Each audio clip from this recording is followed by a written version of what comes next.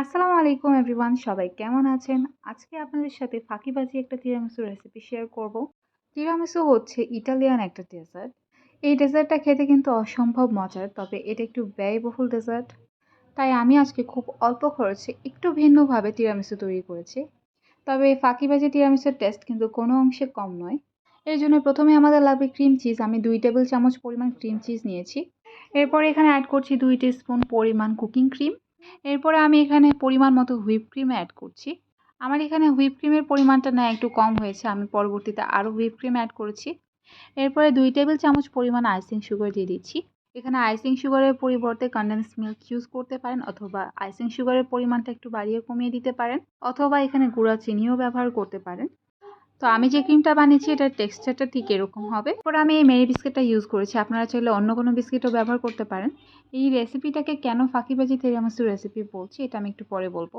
এরপর 1 টেবিল চামচ পরিমাণ কফি আমি নর্মাল পানির সাথে মিশিয়ে নিয়েছি। আমি তিরামিসু এই বাটির মধ্যে সেট করে নিব। এরকম ট্রান্সপারেন্ট কোনো কিছুর মধ্যে তিরামিসু সেট করলে অনেক বেশি সুন্দর লাগে। তিরামিসু তৈরিতে কফি কিন্তু একটা মাস্ট আইটেম, কারণ তিরামিসুতে কফির একটা স্ট্রং ফ্লেভার থাকে। তো এভাবে প্রত্যেকটা বিস্কিট কফির মধ্যে ভিজিয়ে সেট করে নিতে হবে। এরপর উপরে একটা ক্রিমের লেয়ার দিয়ে দিচ্ছি।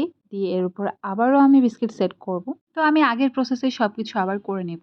এখন আপনাদেরকে আমি বলি এটাকে আমি কেন ফাঁকিবাজি তিরামিসু বলছি। কারণ আসল তিরামিসুর ক্রিম কিন্তু এইভাবে তৈরি করতে হয় না। এটা তৈরির প্রসেসিংটা আরো জটিল এবং আরো বেশি ব্যয়বহুল। আর তিরামিসুর মেইন যে ইনগ্রিডিয়েন্টস সেটা হচ্ছে লেডি ফিঙ্গার। আর এই লেডি ফিঙ্গার বিস্কিট কিন্তু সবসময় সব জায়গায় অ্যাভেলেবল না। এই জন্য আমি আপনাদের সাথে এই সহজ একটা তিরামিসুর রেসিপি শেয়ার করছি। এই তিরামিসু কিন্তু যে কেউ তৈরি করতে পারবেন। এই তিরামিসু কিন্তু খুব অল্প সময়ে তৈরি করা যায় এবং খুব অল্প উপকরণে। এটা ফাঁকিবাজি তিরামিসু হলেও খেতে কিন্তু অনেক মজার। তো আপনারা কিন্তু বাসায় এটা অবশ্যই একবার ট্রাই করে দেখতে পারেন। আমি গ্যারান্টি দিয়ে বলছি আপনাদের ভালো লাগবে। আর এই পার্টটা হচ্ছে আমি একটু ডিফারেন্টভাবে করেছি। তিরামিসুতে কিন্তু ক্রিমের উপর কোকো পাউডার দেওয়া হয়, তবে আমার কোকো পাউডারের ফ্লেভারটা সবসময় ভালো লাগে না, তাই আমি এখানে চকলেট পাউডার ব্যবহার করেছি। আমি আমার এখানে পছন্দ অনুযায়ী চকলেট পাউডার ব্যবহার করেছি। আপনারা কিন্তু চাইলে এখানে চকলেট পাউডার অথবা কোকো পাউডার যে কোনো একটা ইউজ করতে পারেন। বাসায় যদি নর্মালি বানিয়ে খেতে চান তাহলে আপনারা এই পার্টটা স্কিপও করতে পারেন। তবে তিরামিসু তৈরিতে অবশ্যই উপরে এই কোকো পাউডারটা ইউজ করা হয়। এখন এই তিরামিসুটাকে 1 ঘন্টা ফ্রিজে রেখে সেট করে নিতে হবে।